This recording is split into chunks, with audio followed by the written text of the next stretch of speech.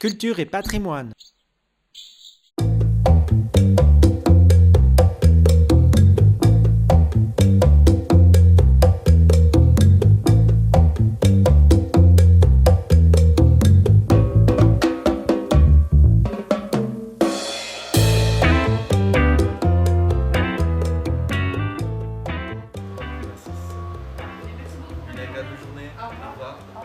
Bonjour, je me présente, Lorenzo Schluch. Je suis le responsable de la boutique Photo John à Perpignan. La boutique est une affaire familiale créée en 1975 par mon père. J'ai repris cette affaire en 1995. Cette boutique a la particularité d'être dotée d'un mini-lab intégré. En fait, depuis sa création, nous avons toujours été laboratoire indépendant.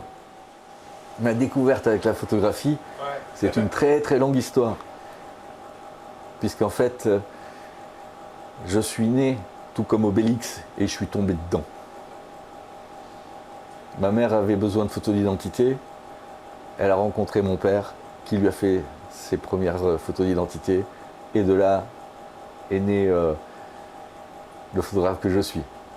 Bon. Mon père a été diplômé de l'école des beaux-arts de Vevey en Suisse dans les années 60. Pendant une quinzaine d'années, il a eu son magasin à Rabat, au Maroc. Mais la vie nous a amenés à déménager en 1975 pour arriver à Perpignan et nous installer rue Maréchal Foch. Alors, son activité principale était le reportage ainsi que le développement des pellicules. En 1991, toutefois, avec des amis scandinaves, nous avons fait beaucoup de périples dans le sud de l'Espagne et ensemble nous avons commencé avec de la diapo à faire des petits reportages et une petite rivalité s'est installée, c'était à celui qui faisait les plus beaux clichés. De là, une passion est née et puis un métier a suivi. Donc en 1995, lorsque mon père a pris sa retraite, il m'a proposé de reprendre l'affaire et depuis je suis là. Je voulais dans un premier temps la dynamiser et m'expatrier, un petit rêve.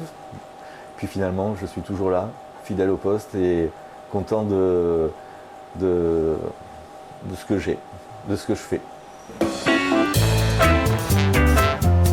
Introduction du scotch double face. Il vient se coller au négatif. À présent, je retire et j'identifie le film de mon client. À présent, je viens fixer mon film à un leader en plastique. Voilà, voilà, toc. On peut en mettre 2 par leader. Introduction du leader et fermeture de la chambre noire. Après 5 à 10 minutes de développement, les films sortent développés et séchés. Alors, moi j'ai connu plusieurs types, plusieurs générations de machines à développer.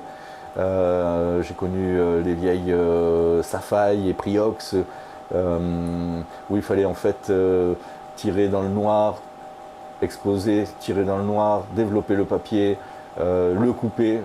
Puis dans les années 90 est apparu les mini-labs avec tirage rapide. Donc la photo sortait déjà coupée, c'était en fait du 1 à 1. Il n'y avait plus ces bandes qu'il fallait, comme je disais, couper.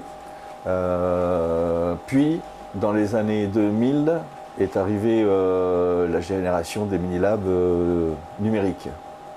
Donc, ces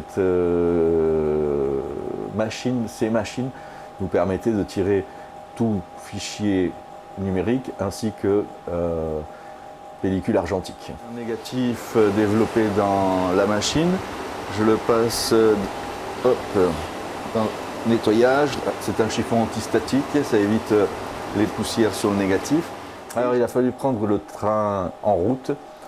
J'étais pas le premier à être doté d'un mini-lab numérique, mais néanmoins, dès 2002, j'ai commencé à travailler avec une société française que tout le monde connaît, KISS, avec la première génération de mini-lab.